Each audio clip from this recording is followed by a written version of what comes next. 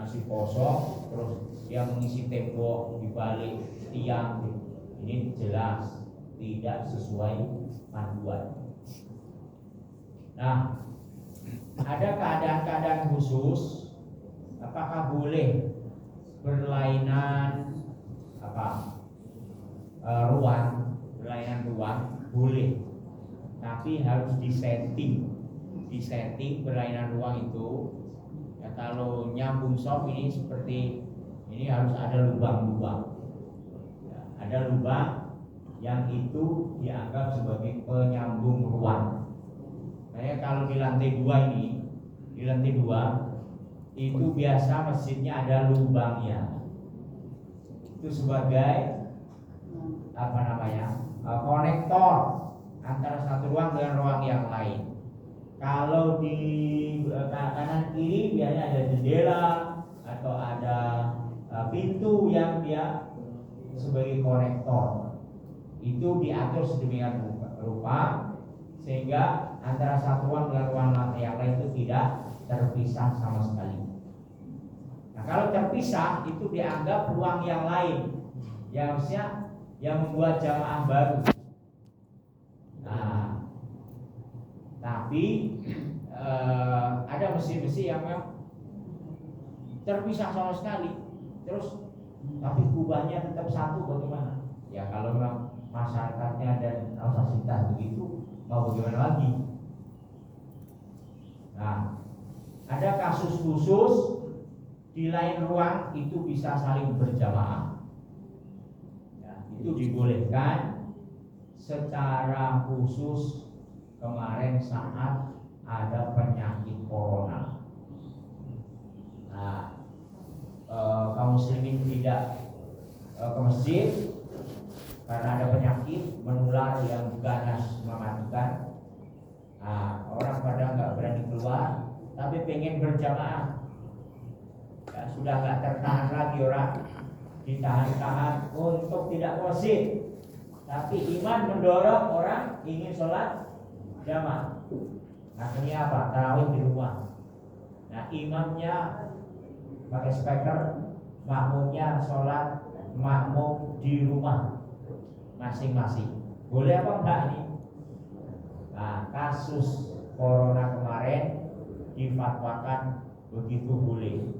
Tapi ini kasus khusus, ya darurat atau yang memudahkan. Dan ini bukan hanya terjadi pada saat corona, ini pun terjadi sudah lama boleh. Ya, di Masjidil Haram itu hotel-hotel di samping kanan kiri depan belakang masjid itu memasang ini nih sound di ruang-ruang hotel. Jadi imam sudah jadi imam sholat memulai Allahu Akbar. Nah, yang jamaah umroh di kamar hotel sholat dengan konektor suara itu berlaku di Masjidil Haram. Nah, kita juga boleh juga kalau begitu kan, nggak usah ke masjid. Ini apalagi konektornya ini suara luar terdengar oleh kanan kiri tetangga masjid, sholatlah di rumahnya. Itu tidak berlaku sekarang di Indonesia ya. Itu dulu, sekarang sudah dihapus itu fatwa. Kemudian imam posisinya harus di bawah makmum. Imam posisinya kalaupun tidak harus, ya memang panduannya posisi imam itu lebih bawah daripada makmum. Makanya ada masjid, ya, kalau kita lihat ini agak atas ini, ya di ke atas kan. Ini tidak sesuai sebenarnya, tapi jangan dibongkar nanti. Ustaz nih ceramah akhirnya apa? Masjid dibongkar. Tidak benar. Kalau sudah, ya sudah. Itu ilmu lama nggak apa-apa. Maka di masjid-masjid lama itu imamnya lebih tinggi lagi. Di settingnya satu keramik, atau satu apa ini list, padahal yang panduan yang benar imam itu lebih rendah. Maksudnya kalau bangunan itu berlantai 1, 2, 3, 4, 5, 6 10 lantai, imamnya bukan di lantai 10, imamnya di bawah. Ini 2 lantai masjid, imamnya bukan di lantai 2, makmumnya di bawah, tapi imam yang di bawah, makmumnya yang di atas. Begitu. Nanti kalau mau buat masjid, begitu cara settingnya. Makmumnya dibuat lubang ya kayak di bawah begitu, atau diratakan saja, tidak usah dibuat lebih tinggi posisinya. Nah, mesin-mesin yang sudah ada tidak perlu dirombak, tidak perlu dibongkar, biarlah yang sudah ada, tidak masalah. Nah, ini posisi. Kemudian apakah suara atau gambar monitor LCD proyektor itu bisa menjadi konektor? Nah, itu di antara salah satu kemudahan teknologi sekarang. Ya, TV itu bisa menjadi konektor di lantai 2, di kanan kirinya itu biasa digunakan untuk sholat jamaah. Ini bisa sebagai kemajuan teknologi di dalam memudahkan orang berjamaah. Nah, gerakan imam yang diikuti itu apa saja? Gerakan yang paling dasar adalah gerakan takbir, gerakan sujud, gerakan itu harus diikuti. Nah, posisi tangan bagaimana? Saya Allahu Akbar, takbirnya makmum kemudian ngikuti Allahu Akbar. Nah, posisi tangan ini berbeda antara satu mazhab dengan mazhab yang lain. Nah, ini boleh berbeda. Allahu Akbar, imamnya taruh dada, makmumnya taruh udilnya. Terus ada yang taruh di perutnya, ada yang nggak ditaruh. Ini nggak ada masalah, karena ini tidak dianggap menggugurkan kesalingan jamaah. Kemudian imamnya kunut, tapi makmumnya tidak mau kunut. Ini benar enggak? Imamnya Allahumma hdina fi man hadait wa afina fi man afait, makmumnya gue nggak mau ikut, diam aja. Benar apa enggak nih?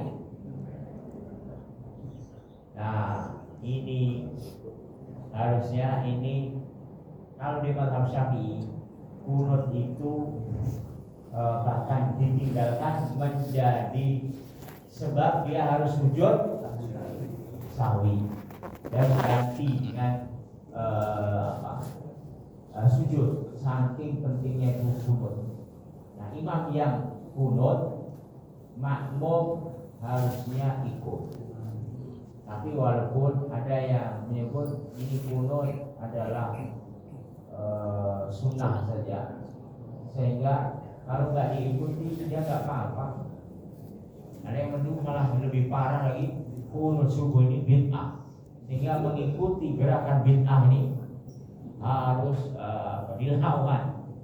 Nah, ala kulli hal, ya harusnya ini tidak menjadi perbedaan. Kalau imam kunut, ya kita kunut. Kalau imamnya tidak kunut, jangan melawan arus. Imamnya nggak kunut, makmumnya kunut sendiri. Ini benar enggak? Ya tidak benar. Sebagaimana makmum yang tidak mau kunut, ya nggak benar. atau makmum yang mau kunut sendiri, imamnya nggak kunut, juga tidak benar. Nah, tapi kalaupun ada yang tetap dengan prinsip itu, yang tidak membatalkan sholat. Nah, kemudian sujud tilawah dan sujud sahwi, ini juga gerakan yang semisal dengan kunut. Ada imamnya yang sujud tilawah, makmumnya nggak mau ikut. Terus imamnya sujud sahwi, makmumnya tidak mau ikut. Ini juga tidak dibenarkan. Walaupun kalaupun ada yang tidak mau ikut juga, ya silakan, itu pilihannya. Tapi pilihan ini sujud, kemudian berdoa, kemudian gerakan-gerakan itu bagian dari kerangka besar sholat sebenarnya. Sekalipun itu bukan rukun, tapi tidak seyogianya, itu diselisih. Nah, adapun imamnya ini apa ini? Memberi isyarat jari, apakah dia gerak-gerak? Imamnya harus gerak-gerak juga, atau dia? Nah, ini tidak harus diikuti, itu kecil-kecil yang semua mazhab punya caranya masing-masing, tidak harus diikuti dan disamakan antara imam dan makmum. Nah, kemudian bahasan yang juga penting, imam dan makmum itu kadang pada saat kasus khusus dia boleh mufaroqah, boleh meninggalkan imam. Jadi mufaroqah itu apa? Niat untuk keluar, berpisah dengan memutus jamaah. Misalnya dia terlalu lama menunggu imam, padahal dia punya urusan yang harus segera diselesaikan, dan dia buru-buru. Nah, mufaroqah boleh. Saya niat. Nanti kalau ada yang begitu, jadi tidak kemudian satu jamaah menghakimi ini orang, ini lagi berjamaah, bukannya ikut imam, dia duluan langsung apa? Terus dia pergi, dikiranya dia mau balik motor. Padahal dia sudah menahan, perutnya sudah mau ke belakang. Nah, ini berarti dia sudah ngaji di satu jamaah yang dihakimi oleh orang satu masjid ini dia sudah lebih tinggi ilmunya, rupanya boleh mendahului imam, mufaroqah itu boleh. Ada yang haram, yang tanpa udzur. Kalau tanpa udzur, mazhab Hanafi dan Maliki mengatakan sholatnya otomatis batal. Kalau mazhab Syafi'i, Hambali itu tidak batal, sholatnya tidak batal, karena ada alternatif sholat itu yang tidak harus berjamaah. Sekalipun ada larangan, la tubtilu a'malakum, jangan kalian membatalkan amal kalian. Di mazhab Syafi'i, orang yang mufaroqah sholatnya tidak batal. Mufaroqah yang boleh itu yang apa? Ya, yang punya alasan khusus. Imam terlalu lama, terus imam ini bacaannya waduh, la haula wala quwwata illa billah. Imam ini dia ada alasan-alasan yang membuat dia dibenarkan karena udzur itu. Ada mufaroqah yang wajib, itu harus dilakukan. Apa misalnya? Sudah jelas-jelas tidak ada keraguan, imamnya kentut di depan wah imam ini perut Terus aja. aromanya jelas, ini pasti imam, nggak ada orang lain. Tapi imam merasa bahwa ya bukan dia yang kentut. Imam batal ya harus langsung dikudeta. Nggak mau juga. Nah, sudah mufarokoh itu wajib hukumnya. Walaupun ada beberapa itu ikutin aja imam, itu dosa imam. Nah, kalau ketahuan itu harus, tapi kadang ya namanya batal itu nggak ada yang tahu kecuali si imam. Yaitu resiko si imam misalnya menanggung dosa orang banyak. Kalau ketahuan ya harus mufarokoh. Boleh kentut, boleh apalagi macam-macam yang membatalkan. Bicara imamnya, kemudian tidak melakukan rukun-rukun, banyak lah ya. Nah ini sampai jam berapa? 6:30. 5 menit lagi ya. Belum. Sarapannya udah ada belum? Nunggu bunyi. Nah imam dan makmum ini ada istilah masbuk. Kalau tadi imam dan makmum di satu waktu ya yang sama. Kalau masbuk ini imam dan makmum ya berbeda. Namanya masbuk. Man sabaqahul imam bi ba'di rakaati shalah au bi jami'iha. Orang yang telah didahului oleh imam pada sebagian rakaat atau seluruhnya. Nah, seluruhnya ini ada yang bermakna alladzi adrakal imam ba'da raka'ah atau aktsar. Orang yang mendapatkan imam setelah melewati satu rakaat atau lebih dari satu rakaat atau bahkan semua rakaat itu bisa dibacakan masuk. Semua rakaat itu apa? Ya imam ya sudah tinggal salam, makmumnya baru datang. Nah kita mau apa sekarang? Mau sholat menunggu imam salam atau langsung gabung dengan imam? Padahal tinggal salam lagi, rukun terakhir. Gimana? Gabung. Nah, Masbuk. masbuk itu bagian dari mendapatkan pahala jamaah. Nah kalau dia ada tinggal ini rugi saya, ya, nggak dapat satu rakaat, ngapain gabung? Nah berarti dia nggak dapat sholat jamaah. Ada orang hitung-hitungan, waduh ini sudah nggak dapat satu rakaat, udah rukuk dia. Begitu dia mau rukuk, imamnya sudah, tidak, sudahlah, nunggu aja, nunggu imamnya berdiri lagi. Nah, dia menyangka bahwa itu sia-sia.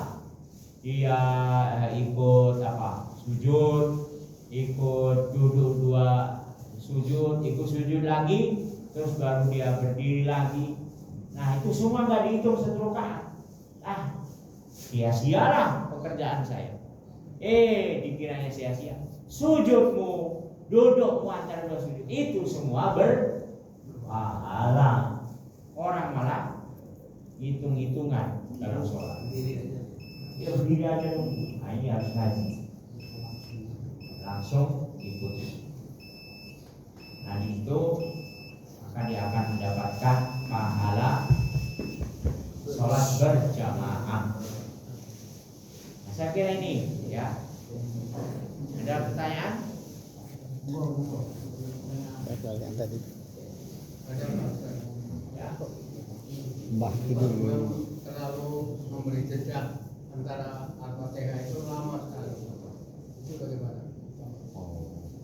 Antara Al-Fatihah dengan bacaan Quran ya, jedanya lama. Jelas yang ini tidak ada contoh dalam hadis. Jadi Rasul begitu, amin, itu langsung. Itu prakteknya di dalam panduan sholat itu seperti itu. Tapi nyatanya di masyarakat Muslim ada yang memberi jeda. Amin, diam dulu. Ini imam ngapain ini? Tidak ada apa? Jangan-jangan ada bacaan-bacaan lain. Nah, ini Rasul jeda yang begini itu Rasul antara takbiratul ihram dengan bacaan Al-Fatihah. Allahu Akbar. Diam itu. Ada beberapa saat, baru setelah itu Bismillahirrahmanirrahim atau Alhamdulillahirabbil alamin. Itu jeda. Nah, ketika jeda itu ditanya, yang dibaca apa? Itu kabiro walhamdulillahi katsira. Apa itu? Istiftah. Itu enggak keras baca. Nah, adapun antara tadi Al-Fatihah, amin sama bacaan surah ini tidak didapati contoh diam sejenak enggak ada. Tapi kenapa ada imam yang demikian? Itu umum di dalam sebagian mazhab Syafi'i. Nah, di dalam mazhab Syafi'i rupanya alasannya apa? Memberi kesempatan Imam rupanya ngasih kesempatan makmum untuk membaca Al-Fatihah. Al-Fatihah. Fatihah. Jadi panjang Al-Fatihah. Ya kalau imamnya ternyata memberi itu sambil baca Al-Fatihah ya sepanjang itu enggak. Tapi apa iya bahwa imam itu membaca Al-Fatihah 2 kali, satunya jahar, satunya sir. Ini enggak benar. Al-Fatihah itu jahar dalam mazhab Syafi'i wajib hukum.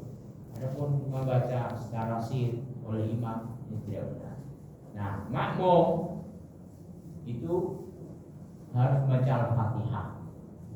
Di dalam mazhab Syafi'i wajib hukumnya. Karena saat imam baca Al-Fatihah, makmum ngapain? Mendengar. Itu dalilnya. Wa idza qara'tal Qur'an fastami'u lahu wa ansitu. Kalau Quran itu dibacakan maka dengarkan. Wa ansitu dia. Nah, makmum enggak baca apa-apa tuh, belum baca Al-Fatihah, padahal baca Al-Fatihah itu wajib dalam mazhab Syafi'i. Maka disitulah imamnya memberi kesempatan dia supaya makmum baca Al-Fatihah sendiri.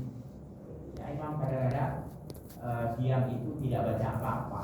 Dia kira-kira bersaat dia langsung maju. Enggak dikonfirmasi sudah selesai belum Al-Fatihah kalian.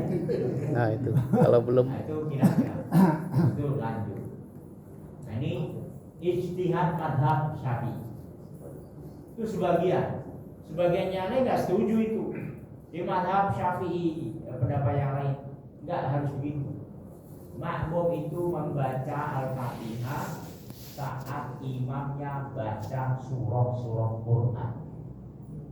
Nah itu baru makmumnya baca Al-Fatihah sendiri. Sehingga ini nggak nyambung bacaan. Imamnya baca surah apa, makmumnya baca Al-Fatihah. Ini melanggar hadis tadi. Baca Al-Quran fastami'u lahu wa dia lah kan sabihis Al-Quran juga. Kenapa malah membaca Al-Fatihah? Harusnya dia. Tapi dijawab lagi sama mazhab Syafi'i. Sabihis itu kan sunnah. Al-Fatihah itu wajib. Kalau sunnah dengan wajib tabrakan, kita makan wajib. Ya wajib lah. Yang wajib yang dikerjakan. Tapi dijawab. Dan kalau semua orang baca Al-Fatihah terus imamnya tiba-tiba ngeblank hafalannya, gimana caranya? mengingatkannya. Nah, ya makanya suka ngeblank di dalam mazhab Syafi'i yang begini. Karena makmumnya nggak nyimak bacaan imam, akhirnya buyar itu imam. Apalanya hilang, makmumnya belagapan juga. Mengingatkan Al-Fatihah belum selesai. Nah, yang begini itu ijtihad. Ya silahkan saja mau. Nah, tapi kalau saya lebih memilih, ya itu urusan lo. Makmum nggak ada urusan saya kasih kesempatan. Nah, ada yang lebih lebih memilih saat imam baca Al-Fatihah, kita baca Al-Fatihah juga. Alhamdulillahirabbil alamin. Itu kan berarti tidak diam, tetap diam, tidak mati.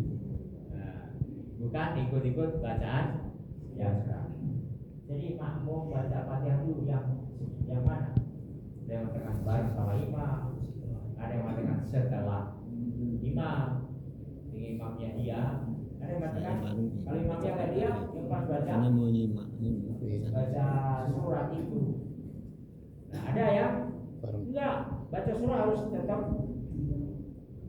disimak. Jadi kapan baca Al-Fatihahnya? Bareng. Ya walau amin langsung ngebut.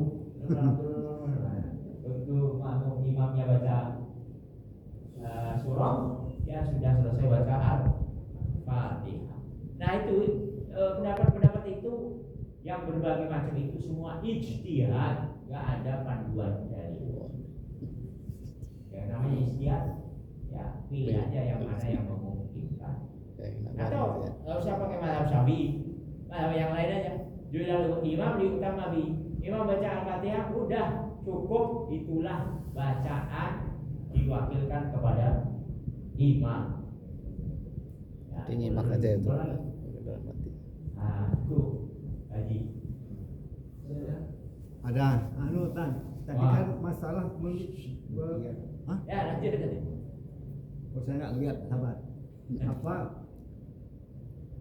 sebab-sebab kita memisahkan diri dari imam? Saya nggak bahas itu. Pertanyaan saya ingin pandangan Pak Ustaz. Kayak mana kalau sholat Jumat apa ada mau memisahkan diri? Karena sebab-sebab kita nggak bahas sebab-sebabnya. Terjadi misalnya boleh nggak sholat Jumat makmum memisahkan diri dari imam? Dibolehkan nggak?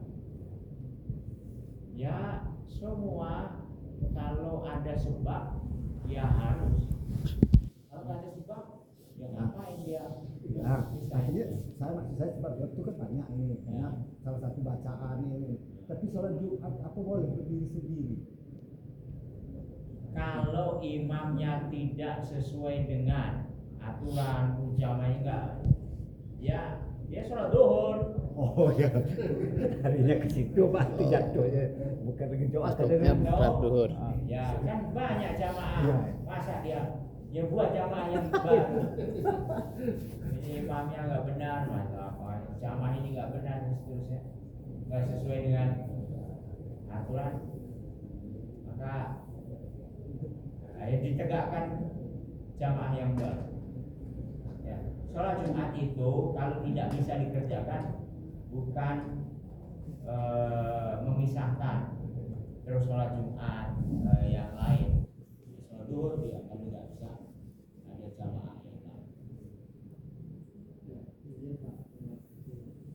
Pertama yang dinyatakan mendahului imam itu seperti apa batasan resminya pas jalannya? Karena ketika di depan imamnya Ya gimana kalau imam batal? Kalau imam batal kan maju kan. Imam sudah berbicara, tapi kalau kita di belakang, karena kan panjang nggak juga. keruan. Iya, kita yang di ujung sana juga. Nah, atau Tapi ya kejadian itu jarang. Jarang kalau Jumat. Kalau yang paling nggak imamnya dari dulu ya. Mendahului imam tidak boleh jika dengan sengaja. Nah, ini panduan dasar ya. Kalau tidak sengaja, tadi kan nggak sengaja itu ya nggak apa-apa. Karena nggak tahu, karena nggak melihat. Nah apa ini apa namanya, aturan minimalnya mendahului imam itu seperti apa, gerakannya, ya. Gerakan imam itu yang jadi patokan, bukan suaranya tapi gerakannya. Kalau imam Allahu Akbar, sudah Allahu Akbar tapi gerakannya belum, ya belum, makanya yang menjadi patokan adalah gerakan.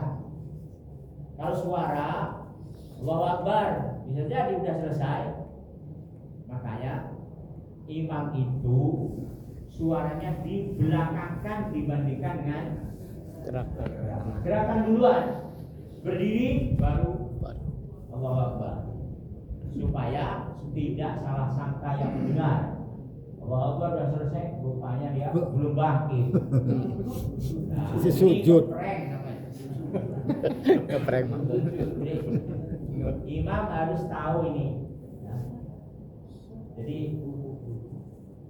gerakan dulu baru suara. Suara itu sebagai aba-aba bahwa saya sudah bergerak nih. Ayo kamu semua ikut. Jangan Allahu Akbar, saya sudah bergerak, ya masih merikuk. Itu tidak benar. Imam yang begini harus dinatar lagi, tidak gerakan. Yang lain? Terima kasih Pak Ustadz. Ada yang berpendapat dalam membaca Al-Fatihah dalam sholat itu harus bibir bergerak itu. Nah ini bagaimana kalau kita menyimak saja tapi tidak bergerak atau sama-sama itu mengikuti imam gitu. Yang bagus gimana? Terima kasih. Bacaan itu memang bacaan itu minimalnya didengar oleh kita sendiri. Nah, didengar itu nggak ada ukurannya. Nah, didengar itu nggak ada ukurannya. Kadang Dalam hati nggak ada. dalam hati aja pikirannya dia sudah mendengar suara hati. Padahal panduan yang benar itu mulutnya yang didengar oleh telinganya. Nah, tapi ya, kalau mulut itu kadang-kadang ada yang terlalu keras, ya, sehingga bukan didengar oleh telinganya sendiri, malah semua mendengar. Ini jadi crowded, jadi ribut, jadi gak kondusif, sehingga ya sudah umi-umi saja, ya, seolah dia bergerak mulutnya sekalipun tidak mengeluarkan suara, tapi telinganya tetap tahu bahwa yang dibaca itu Alhamdulillahirabbil alamin Ar-Rahmanir Rahim, itu cukup. Begitu juga dengan bacaan sir, bacaan yang sholatnya tidak jalan. Jadi ini sebagai tanda bahwa dia membaca bukan hanya di dalam hatinya. Sekalipun nggak keluar suara, itu dianggap cukup. Karena kalau sudah keluar suara didengar telinganya, bukan hanya dia yang dengar, kanan kirinya jadi terganggu. Cukup? Nah, masih lagi. Menarik berarti. Di dua. Ya, Haji. Boleh saya? Yang ingin saya tanyakan, teguran apa yang boleh dilakukan oleh seorang makmum kepada imam dalam hal bacaannya? Contoh, kalau dia membaca Al-Fatihah lupa, ada lewat, atau dia membaca surat yang lupa lewat juga, mana yang boleh ditegur dan mana yang tidak boleh ditegur? Yang ketiganya, yang berikutnya, bagaimana kalau si imam sudah berkali-kali, sudah 2 kali, 3 kali juga belum nyambung, dia menyarankan untuk baca yang lainnya, contohnya yang gampang, kulhu, gitu. Terima kasih. Imam yang salah terus, bacaannya ngawur, tidak harus ditegur, tidak harus ikutin aja, mau kemana imam? Jangan menganggap bahwa imam salah harus ditegur, dah, ikutin aja, biar dia besok gak jadi imam lagi. Jangan menganggap ini harus ditegur sehingga semua orang menganggap begitu. Malah jadi prodit. Nah ini apa ini? Kan? Karena dalam sholat itu menegur hanya dengan subhanallah. Nah, kalau subhanallah ternyata ini salah sujudnya, nah dia malah tidak. Dia malah ini kan enggak ya bukan? Sudah biarin aja. Imam itu ya lupa dia harus ikutin aja. Bacanya salah, biarin aja. Ya. Alhamdulillahirabbil alamin. Terus nyambung kemana? Maliki yaumiddin. Alhamdulillahirabbil alamin. Ihdinas siratal mustaqim. Nah, salah. Kalau memang salahnya fatal, alhamdulillah jelas. Rukun baru sih benerin. Yang tahu benerin. Tapi kalau baca Quran, tapi udah diingetin, enggak bener juga, sudah ikutin aja. Ikutin aja. Biar dia tanggung resikonya. Terakhir. Kita jadi Pak Ustaz. Kalau kita jadi makmum terlambat Pak Ustaz, kedua rakaat itu adalah terlambatan seumur hidup, tidak mendapatkan jamaah pada hari itu. Itu Pak Ustaz. Jadi yang duanya aja yang kita dapat misalnya. Betul. Ini tausiah bagus sih. Ya. Beliau closing, jangan terlambat. Nah, itu maksudnya. Ya. Karena kalau terlambat itu tidak akan pernah didapat sampai hari kiamat. Untuk hari itu. Untuk ya bukan hari itu aja, besok sampai hari kiamat. Ya kan? Iya. Ya, jangan terlambat Pak ya. Kalau saya nggak apa-apa, jauh ya. Betul kan itu Pak Ustaz? Ya, betul itu betul. Jazakumullah, kita tutup dengan hamdalah. Alhamdulillah. Amin. Assalamualaikum warahmatullahi wabarakatuh. Waalaikumsalam warahmatullahi wabarakatuh. Terima kasih, Bapak.